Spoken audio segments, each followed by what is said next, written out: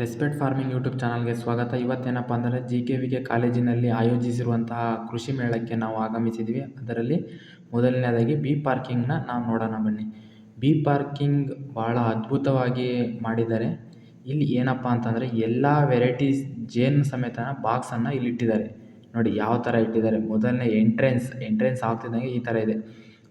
Sunflower ಹಾಕ್ಬಿಟ್ಟು ಅದ್ರ ಮಧ್ಯದಲ್ಲಿ ಇಟ್ಟಿದ್ದಾರೆ. ನಾವು ಈ ಥರ ಇಟ್ಟಾಗ ಏನಾಗುತ್ತಂದರೆ ತುಪ್ಪ ಇಳುವರಿ ಜಾಸ್ತಿ ಬರ್ತದೆ. ನೋಡಿ ಯಾವ ಥರ ಮಾಡಿದ್ದಾರೆ. ಇದು JKVK ಕಾಲೇಜಿನಲ್ಲಿ ಬಹಳ ಚೆನ್ನಾಗಿದೆ. ಫೋಟೋದಕ್ಕೂ ತೆಗೆದಿಕ್ಕಿದ್ದಾರೆ ಮತ್ತು ಅದರಿಂದ ಆಗುವ ಉಪಯೋಗಗಳನ್ನು ಎಲ್ಲ ತಿಳಿಸಿದ್ದಾರೆ.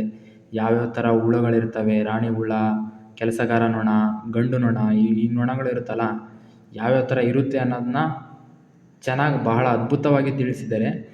ಮತ್ತು ಅಲ್ಲಿ ಗೈಡೆನ್ಸು ಸಮೇತ ಭಾಳ ಅದ್ಭುತವಾಗಿ ರೆಸ್ಪಾನ್ಸ್ ಮಾಡಿದರು. ನಾವು ಸ್ವಲ್ಪ ಕ್ವಶನ್ಸನ್ನು ಕೇಳಿ ತಿಳ್ಕೊಂಡ್ವಿ. ನೋಡಿ ಯಾವ್ಯಾವ ಥರ ಪೆಟ್ಟಿಗೆ, ಎಷ್ಟು ಸಾಧ್ಯವಾದಷ್ಟು ಎಷ್ಟು ಪೆಟ್ಟಿಗೆ ಆಗುತ್ತೋ ಅಷ್ಟು ಪೆಟ್ಟಿಗೆಯನ್ನು ಇಟ್ಟಿದ್ದಾರೆ. ವಿತ್ ಇಂಡಿಕೇಷನ್ ಆಗಿ ಮಾಡಿದ್ದಾರೆ. ಯಾವ ಥರ ಅಂದರೆ ಬಾಕ್ಸಲ್ಲಿ 3 ಸ್ಟೇಜ್ ಇರ್ತವೆ ಅಂತ ಹೇಳಿದ್ನಲ್ಲ. ಸಂಸಾರ ಕೋಣೆ, ತುಪ್ಪದ ಕೋಣೆ, ಟಾಪ್ ಬಾಟಮು, ಇದನ್ನೆಲ್ಲ ಇಂಡಿಕೇಷನ್ ಸಮೇತ ಮಾಡಿದ್ದಾರೆ. ಅವರು ನನ್ನ ಪ್ರಕಾರ ಒಂದು ಬಾರಿ ಆದರೂ JKVK ಕಾಲೇಜಲ್ಲಿರುವಂಥ ಎಪಿಕಲ್ಚರ್ ಡಿಪಾರ್ಟ್ಮೆಂಟ್ನ ಒಂದು ಸತಿ ವಿಸಿಟ್ ಮಾಡಿ ಬರ್ಬೋದು. ಮತ್ತು ಏನಪ್ಪ ಅಂತಂದರೆ ನಾವು JKVK ಕಾಲೇಜಿಗೆ ಹೋದಾಗ ನಾವು ಸಮೇತ ರಿಜಿಸ್ಟರ್ ಮಾಡಿ ಬಂದಿದ್ದೀವಿ ಟ್ರೈನಿಂಗ್ ತಗೊಳ್ಳೋದಕ್ಕೆ.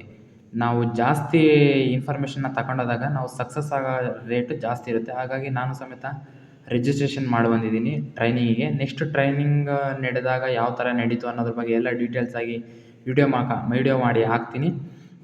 ನನ್ನ ಚಾನಲ್ನ ಸಬ್ಸ್ಕ್ರೈಬ್ ಮಾಡಿ. ಭಾಳ ಅತ್ಯಂತ ಹೆಚ್ಚು ವಿಷಯಗಳನ್ನು ನಾನು ತಿಳ್ಕೊಂಡಿದ್ದೀನಿ. ಧನ್ಯವಾದಗಳು.